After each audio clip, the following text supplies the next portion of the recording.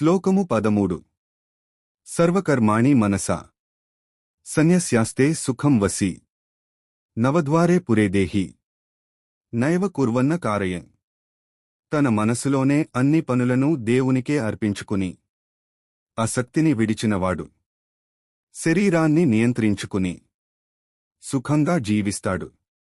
ఇక్కడ మన శరీరాన్ని 9 ద్వారాల నగరం, నవద్వార పూరిగా చెబుతారు.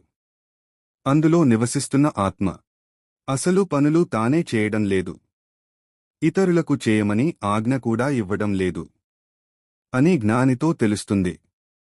శ్లోకము 14 న కర్తృత్వం న కర్మాణి లోకస్య సృజతి ప్రభుః న కర్మఫల సంయోగం స్వభావ ప్రవర్తతే. దేవుడు ఎవరికీ ఈ పని నువ్వు చేయు అని చెప్పడు. పనులను కూడా ఆయన సృష్టించడు.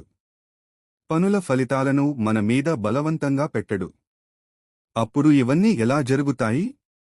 మన స్వభావం, ప్రకృతి మనకు పనులు చేయిస్తుంది, ఫలితాలను కూడా అదే తెస్తుంది.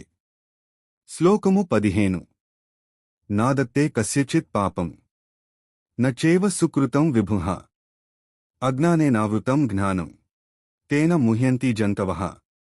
దేవుడు ఎవరి పాపాన్ని తనవిగా తీసుకోడు, ఎవరి పుణ్యాన్ని కూడా తీసుకోడు. ప్రతి ఒక్కరి కర్మకు ఫలితం వారికే.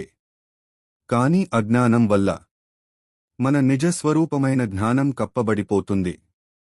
అందుకే మనుషులు ఏది నిజమో ఏది తప్పుడు అని అర్థం చేసుకోలేక మోహంలో పడతారు.